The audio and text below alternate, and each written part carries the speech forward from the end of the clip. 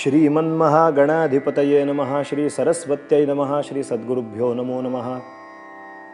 काषाय वस्त्रं करदण्डधारिणं कमण्डलुं पद्मकरेण शङ्खं चक्रं गदाभूषितभूषणाढ्यं श्रीपादराजं शरणं प्रपद्ये।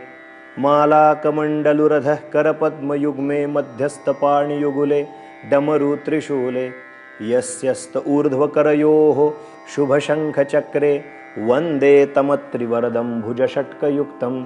अवधूतचिन्तन श्री गुरुदेव दत्त श्रीपाद श्री वल्लभ श्रीमन नृसिंह सरस्वती स्वामी महाराज की जय। श्रीमद वासुदेवानंद सरस्वती स्वामी महाराज की जय। अवधूतचिंतन श्री गुरुदेव दत्त दत्त दत्त। मंडळी नमस्कार।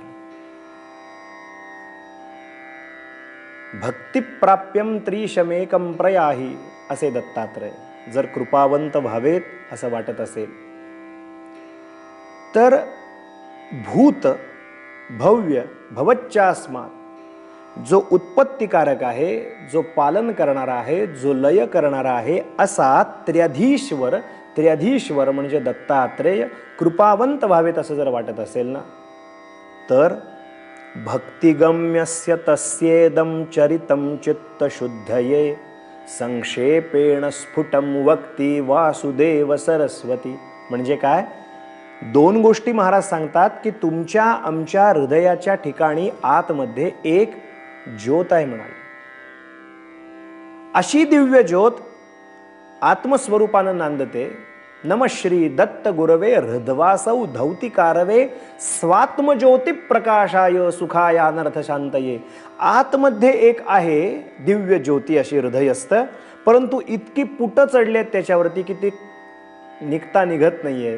ती निघण्याचं काम, स्वच्छ होण्याचं काम, ते हृदयरूपी वस्त्र स्वच्छ होण्याचं जर काम कोणी करणार असेल तर ते फक्त दत्तात्रेयांच्या दिव्य कथा, दत्त काय आहेत ते जर कळलं ना तर दत्त भक्ती नीट करता येईल। श्वासाश्वासाला त्यांचं नामस्मरण कसं घ्यावं, अनुसंधान कसं ठेवावं, वेगवेगळी कर्म करताना दत्तात्रेयांची भक्ती सहजपणे कशी करता येईल।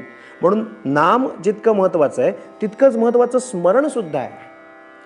भगवान दत्तात्रेय कसे जन्माला आले, त्यांचं चरित्र काय आहे याची वर्णन वेगवेगळ्या ठिकाणी कशी कशी आलेली आहेत, उपनिषदांमध्ये कशी, वेदामध्ये कशी आली, ते दत्त भगवान कसे नटलेले आहेत सर्वत्र याचं वर्णन करताना महाराज म्हणतात की जो भूतम भव्यम भवच्चास्मात् जायते येन जीवती लीयते यत्र तद ब्रह्म श्री दत्ताख्यम त्र्यधीश्वरम। त्र्यधीश्वरम म्हणजे हा तीन रूपानं नटलेला दत्तात्रय, अत्रिपुत्र दत्तात्रय।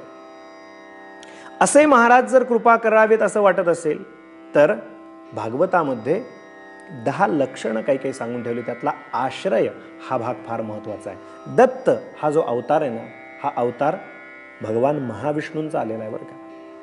मग महाविष्णूंचा अवतार दत्तात्रय हा जो आलेला आहे याचं वर्णन करताना थोडं मागे मागे मागे थोडा त्याचा अभ्यास आपण जर सुरू केला, चिंतन म्हणून जर करू लागलो तर आपल्या लक्षात असं येईल की आश्रय जी 10 वेगळी विशेषण भागवताची जी सांगून ठेवली त्यातला जो शेवटचा 10वा भाग आलेला आहे त्याचं नाव आहे आश्रय। अशी जागा की ज्या जागी आधार घ्यावा असं वाटावं, जो स्वतःचा आधार आहे असा हे आश्रय याचं वर्णन करताना करून ठेवलंय। या सर्व जगाचं अधिष्ठान म्हणून जर कोणी असेल तर ते दत्त आहेत आणि ज्याला सर्व जगाचं ज्ञान आहे, या सर्व जगातल्या सर्व जीवजंतूंचं ज्ञान ज्याला आहे त्याचं नाव आश्रय असं आलेलं आहे। असा जो परमात्मा जो सर्वत्र व्याप्त आहे आणि ज्याला अन्य कोणाचा आश्रय नाही, जो स्वतःला आधार, त्याचं नाव आश्रय। सर्वांचं मूळ कारण आणि सर्वांचं अधिष्ठान असं जर कोणी असेल तर त्याचं नाव आश्रय। जे 10वं वर्णन करून ठेवलंय, 10 पद्धतीचं वर्णन, त्यातला 10वा जो क्रमांक आहे त्याचं नाव आहे आश्रय।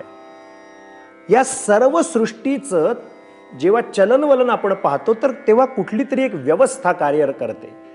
घरामध्ये वेगवेगळ्या पद्धती आपण पाहतो। घरात फ्रीज आहे, एसी आहे, पंखे आहेत, दिवे आहेत, ट्यूब आहेत, लाईट्स आहेत, वेगवेगळ्या पद्धतीचे फॅन आहेत, वेगवेगळ्या पद्धतीचा आपली वेगवेगळी साधनं संसाधनं आपल्या घरात वेगळ्या पद्धतीची असतील, टीव्ही आहे, टेप रेकॉर्डर आहेत, मोबाईल चार्जिंगसाठी पॉईंट आहेत, पण हे सगळे उपलब्धता करून ठेवले, पण मूळ विजेचा स्रोतच पोचला नाही तिथे. तर ही सगळ्या गोष्टी जरी तयार असल्या तरी वापरता येत नाहीत ना जशा, तसं या सगळ्या सृष्टीचक्रामध्ये सगळी तयार करून ठेवलेली व्यवस्था आहे, पण त्याचा आश्रयस्थान असलेली, या सर्वांना आधारभूत असलेली, किंबहुना या सर्वांना अधिष्ठान असलेलं दैवत दत्तात्रय, हे जर तिथे नसतील तर हे सृष्टीचक्र चालूच शकत नाही.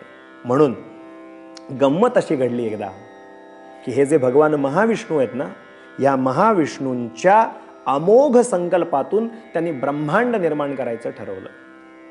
भगवंतांनी जे आश्रय आहेत ना, ते भगवान महाविष्णू त्यांनी सृष्टी रचना निर्माण करावं असा एक अमोघ संकल्प तयार केला. गंमत अशी घडली की या संकल्पातून एक विराट पुरुष तयार झाला, आणि हा जो विराट पुरुष होता त्यानं स्वतःला राहण्यासाठी पाण्याची निर्मिती केली. काय गंमत आहे. भगवान महाविष्णूंच्या मनात अमोघ संकल्प निर्माण झाला ब्रह्मांड निर्मितीचा. त्यांनी एक विराट पुरुषाची त्यांच्यातून निर्मिती झाली. त्या विराट पुरुषांनी स्वतःला राहण्यासाठी पाण्याची निर्मिती केली, आणि त्या पाण्याच्या निर्मिती त्यानं केली त्या विराट पुरुषांनी. म्हणजे नार म्हणजे पाणी, आणि त्या अयन म्हणजे घर, असा तो पाण्याच्या घरात 1000 वर्ष तो विराट पुरुष राहिला. नार म्हणजे पाणी, अयन म्हणजे घर, म्हणून त्याचं नाव नारायण असं झालं. भगवान महाविष्णू ते नारायण स्वरूप प्राप्त झालं, विराट तत्व. त्या नारायणांची सर्वत्र सत्ता, आणि त्या नारायणांच्या मनामधून असा संकल्प झाला की आता जीवसृष्टीची निर्मिती करावी. म्हणून काल, कर्म, द्रव्य, जीव या आणि त्यांचे सर्व जीवांचे स्वभाव, हावभाव या सर्वांचा अधिष्ठानावरती प्रेरणा ही भगवान श्री नारायणांची आहे, म्हणजे भगवान महाविष्णूंची आहे. आणि हा जो विराट पुरुष नारायण हा योग निद्रेतून हे जागे झाले, आणि त्यांच्या असं लक्षात आलं की आपण एकटेच आहोत. आणि सर्वसाधारण असा नियम आहे की एकाकी न रमते, एकटेपणात माणसाला करमत नाही. एखादा माणूस बघा, आपण फार फार तर फोन हातात घेईल, एक तासभर फोन बघेल, मेसेजेस आलेले बघेल, थोडं इकडे तिकडे काही पाहिल, कंटाळा येतो. टीव्ही बघेल, टीव्ही एक तासभर बघेल, कंटाळा येईल. अन्य काही कृती करेल, कंटाळा येईल. कारण एकाकी न रमते असं सूत्र आहे. असा तो परमेश्वर, त्याला सुद्धा एकटेपणाचा कंटाळा आला. परिणाम त्यानं काय गंमत केली, एकाकी न रमते या न्यायाने एकोहम बहुश्यामः प्रजायेय. त्यानं आपल्या एकटेपणा घालवण्यासाठी अनेको जीवांची निर्मिती करायचं काम केलं. परिणाम उत्पत्ती आणि लय या दोहोंचा आधार असलेलं भगवान नारायण तत्व यांच्या नाभी कमलातून ब्रह्मदेवांची उत्पत्ती झाली. दत्त हा विषय आपल्याला पाहायचा आहे. भगवान ब्रह्मदेवांची निर्मिती झाली. आता जे त्रिगुण आहेत ना, त्या त्रिगुणातला शुद्ध सत्व म्हणजे भगवान नारायण, रजतत्व म्हणजे भगवान ब्रह्मदेव, आणि तमगुणाचं तत्व म्हणजे शिवशंकर परमात्मा. अशी कार्यपरंपरा, कार्यविभागणी सुरू झाली. सज्जन हो, अगदी शेवटच्या तत्वात सांगायचं झालं, सोप्या भाषेत सांगायचं झालं तर generation, G for generation, O for organisation, आणि डी फॉर डिस्ट्रक्शन.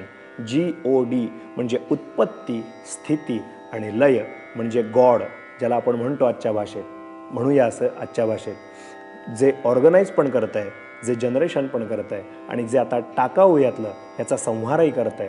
अशा पद्धतीची व्यवस्था या भूतलावर श्री नारायणाच्या कृपेने, विष्णूंच्या कृपेने तयार झाली. काय काय घडलं ते दत्तात्रयांचं दैवत पुढे कसं नामरूपाला आलं आपण पुढच्या चरित्रभागात पाहू. आज इथेच थांबू. अवधूत चिंतन श्री गुरुदेव दत्त दत्त दत्त.